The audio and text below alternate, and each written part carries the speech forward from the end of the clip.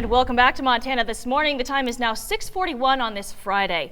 Well, concerns and a call for action echoed throughout the FBI and BIA last week after the recent death of a 14-year-old lame deer girl. On Tuesday, U.S. Senator Jon Tester released a letter to the acting directors of the FBI and the BIA. In it, Tester said the response to Henny Scott's disappearance was inadequate and that she isn't the first. Now, Senator Tester joins us live on set this morning to talk about this issue among other issues facing our state and our country currently. Thank you so much for being here this morning. It's great to be here. Thank you. All right, so let's dive right in and talk a little bit about the letter. Can you tell us your reasons for, first of all, writing that letter? Well, I think the federal law enforcement response was totally inadequate. Missing and murdered Indigenous women is a huge issue.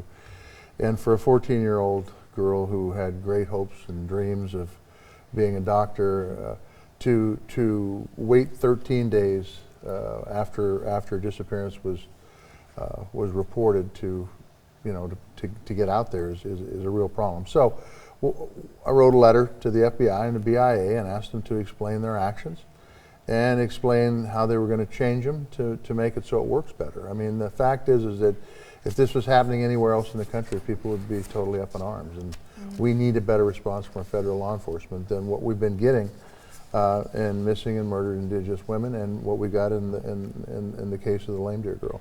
Right, and a report was just released, and it said last year over 24 Native Americans went missing, most of them women. Would you say that delay that you mentioned that you were frustrated with, is that often the case with these missing persons cases? Well, I can't say if it's that way every time, but I can tell you that many of these cases are never solved, and there's really no reason for it. In fact, last year I believe there was one woman. There may have been two that were found in a timely manner. And I just think this is ridiculous. If we're going to find out what happened to these people and hold the perpetrators responsible, time is of the essence. And the FBI is a good outfit, the BIA is a good outfit. They just need to step it up. All right, and my last question just on this same subject. Now, last month you held a Senate hearing on this exact same subject, and then also your letter just most recently. What needs to happen now after those two letters or incidents? In a word, communication. I think not only communication between law enforcement and the families, but law enforcement and federal law enforcement and local law enforcement to make sure that nothing's fallen through the cracks. And timeliness of investigation is also really important, and thoroughness of those investigations is really important. So I think more than anything, it's timeliness and communication.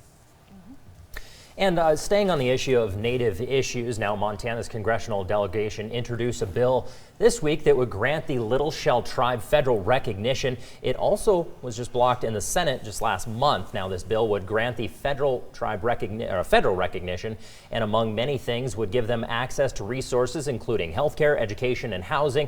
And both, of course, Tester and Daines introduced this bipartisan bill on the Senate floor recently, and Gianforte also introduced that bill to the House on Wednesday. So as we're getting very close to actually seeing this thing come through, what are some of those kind of last-minute obstacles that you foresee coming up? Well, let's hope we're getting close to see it come through. The Little Shell have been working for generations, and we were this close last Congress. Mike Lee stopped it, a senator from Utah.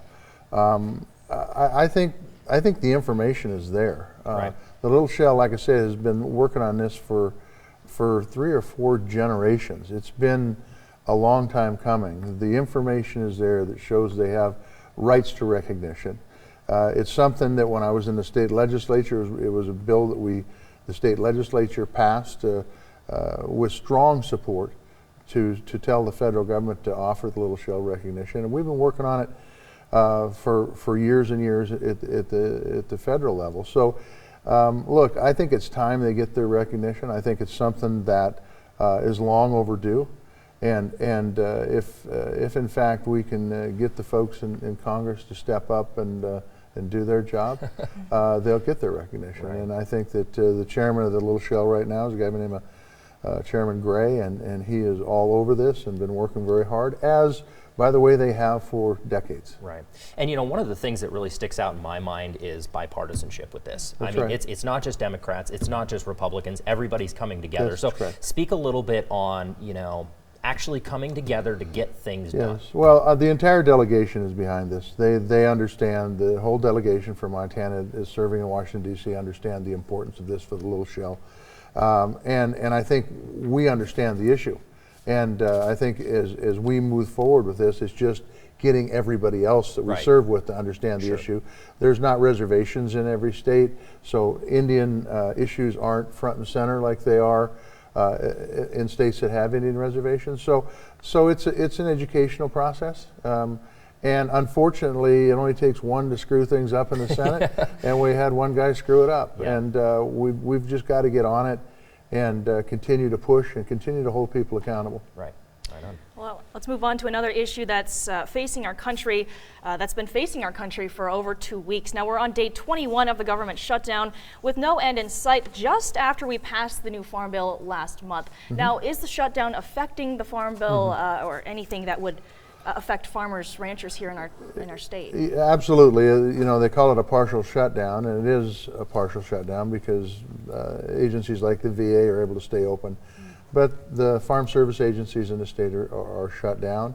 That makes a big difference for people in production agriculture as they plan for the next growing season.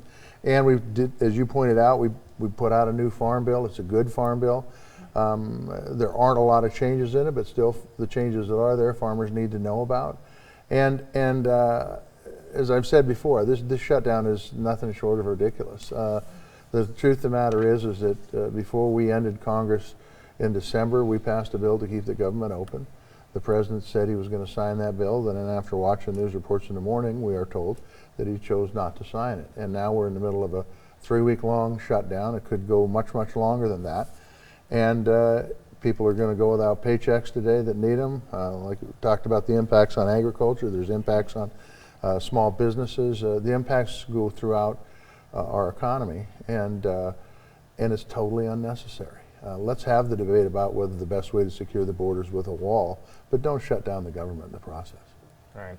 And kind of refocusing on that a little bit as well, and farmers and ranchers, you know, it seems like just as soon as they got a little bit of certainty, especially with banking and finances, now this comes in. So talk a little bit about how this is kind of throwing a curveball at farmers and ranchers and the banking industry, for instance, and the uncertainty of being a farmer and rancher. Well, I mean, look, we're dependent on weather, we're dependent on markets. We're you know, with the trade war that's going on, there's uncertainty created with our foreign markets. So there is a lot of uncertainty in agriculture. It's inherent to the business. But what the Farm Bill is supposed to do is give that safety net, give that certainty so that you can go to the bank, get that operating loan, and be able to move forward. What happens now, and you can call the offices today, they're not open. People are not working, they're not getting paid, and quite frankly, this is the time of year that you plan for that spring planting that's only a few months away. It might feel like summer in the middle of winter now, but in a few months it's going to be April, and tractors are going to be churning, and we're going to be putting seed in the ground. You have to plan for that. That FSA agency is a big part of it. That farm program is a big part of it. I wish it didn't have to be. I wish we could do it all through the markets, but the truth is we are where we are, and we've been here for 50, 60 years, and we need to know information about that farm bill before you before you're able to go to work, actually. Right, and I'm sure that's something you can relate to, you know, being a farmer right here in Montana. I tried calling the office last week, as a matter of fact, and then they're not there, they're not in, and it can be solved, and it can be solved with folks, like you said, working together in Washington, D.C., to you know, have the debate on the wall. Border security is really important, but don't shut down farm service agencies, and don't shut down all these other agencies that people depend upon for their livelihoods. Very good. Yeah, it's been kind of nice to be able to set that example here in Montana with a little bit of bipartisanship work. On. Hopefully we can spread it around. That's how we built the state, by people working together. No kidding. Well, thank you so much again, U.S. Senator Jon Tester, for coming in. We'll send it over to you, Elizabeth.